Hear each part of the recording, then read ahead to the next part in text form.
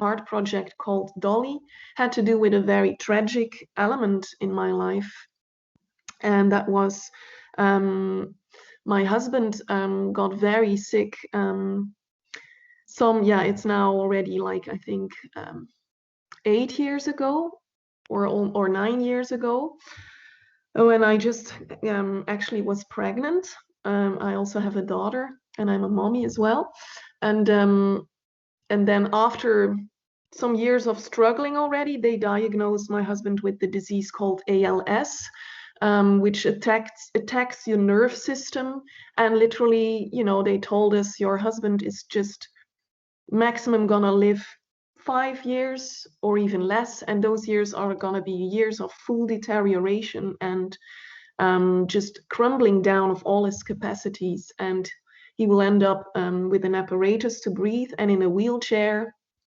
So, and very quick after the diagnosis, all these things happened, and where I had to become the caretaker of my husband, and I literally had to grow myself into a stronger being to being able to cope with that kind of future that was just like a future going down into a dark abyss.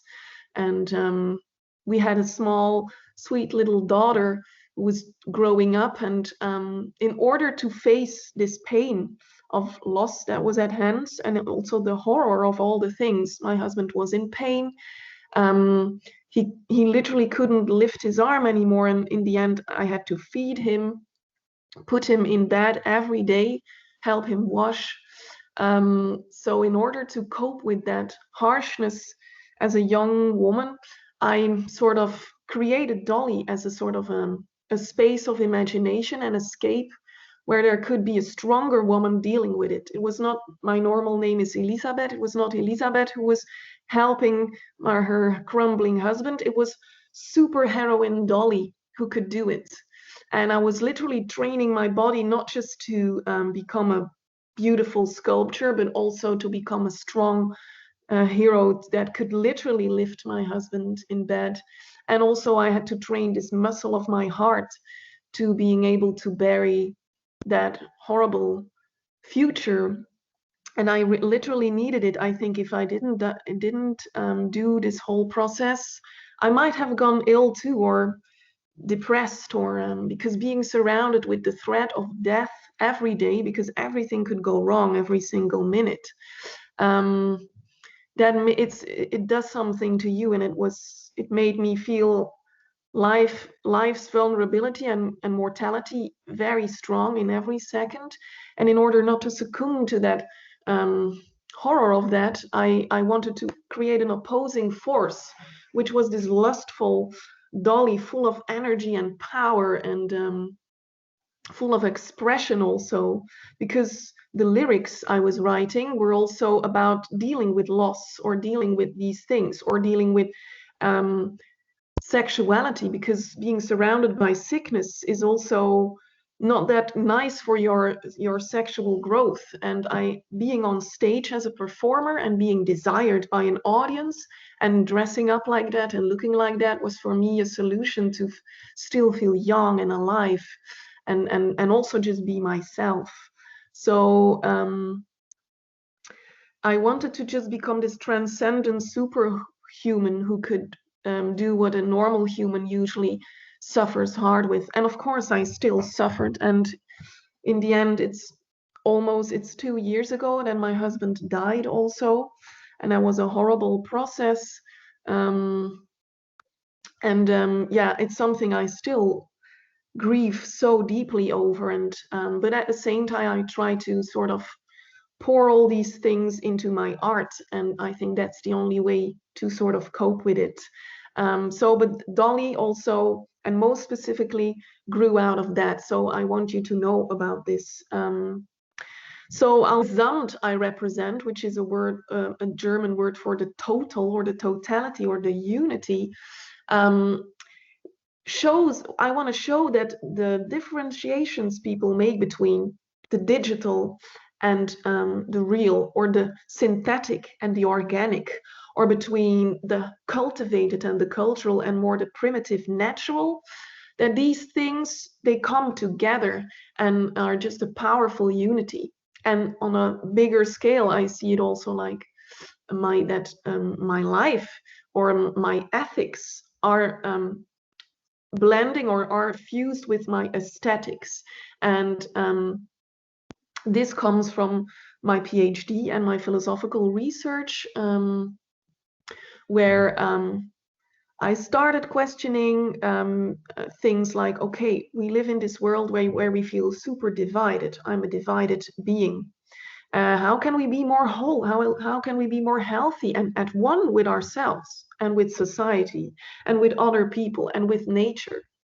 And thinking about that question, it is a very old question. And especially in the 18th century, philosophers like Schiller, Kant, and all kinds of Enlightenment thinkers, of course, Rousseau, and a little bit later on, Goethe, who is the main inspiration actually for my PhD, they were really concerned about these things. And they were looking at the Greeks, like the ancient Greeks. What did they do? Because they seem to be so in harmony with themselves, being athletes, being philosophers. So that is also very strongly a core base influence on being Dolly. Like I train fully naked, like the Greeks.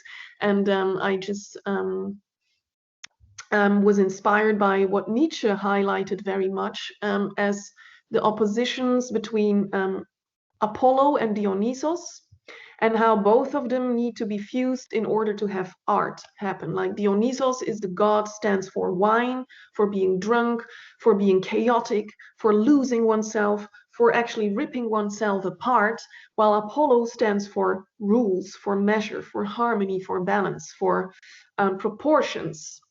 What art is all about. But good art, says Nietzsche, is fusing the two, having the wild force, the lust of life from Dionysos being channeled and channelized in the harmony and balance and the measures of Apollo. So reasoning and thinking, while I believe that the oppositions, they can be there, but when they're in a good harmony, in a right tension towards one another, they're not opposing anymore, and they just become beautiful. And that's a term that Schiller used a lot, where he says the future of the human should be in beauty, in art, in play. When people can play with matter and form, with concepts and rough material, and when play is at hand, things are in balance. So to me, that was very inspiring. So breaking the borders and the boundaries, but having some sort of a tension between opposing forces and binarities. That's what the Gesamtkunstwerk of the future for me represents. And that what was Dolly as a living body who fuses life and art also represents. It's also the borders between the feminine and the masculine, or between muscle and soul, or between nature and technology.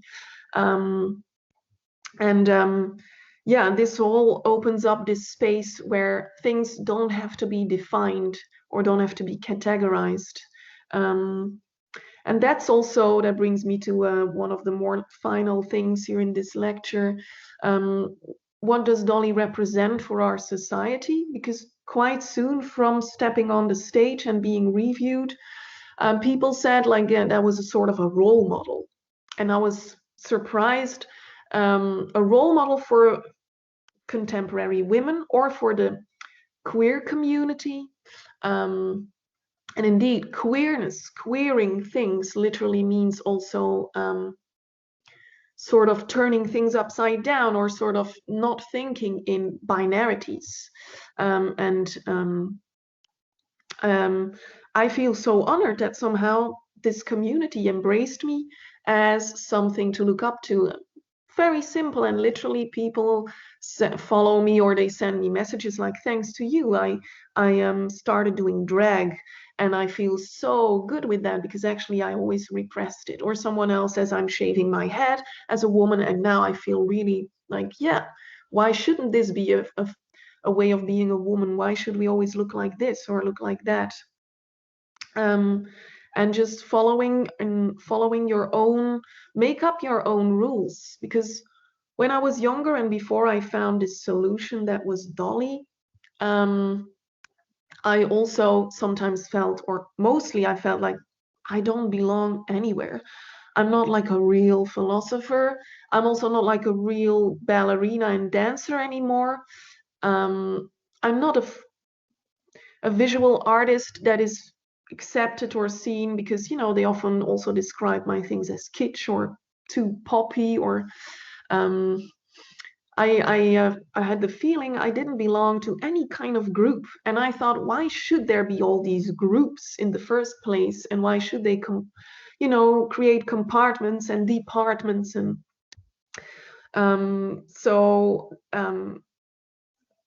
very soon I was like, fuck all that, just follow your own route and make up your own rules. And I think that message somehow is really something that young people today, but any kind of person really can just help them motivate and nourish themselves from, even though it's tough for myself every day to just be there out there. And of course I have all kinds of days where I feel like I'm not there where I want to be, but that's okay, because life is a continuous process, and a work of art is also a never-ending thing to invest yourself into. That's the beauty of it.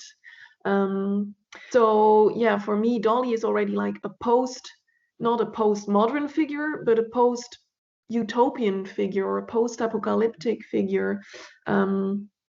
But I generally would say just a futurist, because the future is never here. So you just keep facing forwards. And also showing with and in Dolly the chaos of today and its beauty, and that things that are dividing us are also uniting us. And that can be seen on micro levels and on macro levels. Inside of you, you can feel divided, but also society is very divided. So inclusivity, which is all about here in this topic, is also about that. Like in Dolly's world, there is no distinction between what is higher and lower, what is superficial, or, sometimes my dad says, you and your makeup, isn't that just being so very superficial? I'm like, no, why are you making this whole division even to think that that should be superficial, or being busy with your looks? And that brings me to thinking about, art practices and life forms for the future. How can they be very inclusive, or sort of cross-boundary, or non-binary? That is about shaking up art history and our memory, because the biggest factor in how we define reality is our use of language and our view of how things have been done in the past, and not about how we are thinking about the future, unfortunately. And I think we have to redefine the way we give terms to things, the way we talk about things, being it about gender, allowing the fact that we should say they and them and not just he or her, things like that. Shaking up art history in a way that, or history in the first place, they have filtered out a lot of things that did not come up as what is canonic or what is important, while a lot of things that have been overlooked were things that mostly patriarchal dominance has not allowed to be present. And I think it's very important to pull these things out.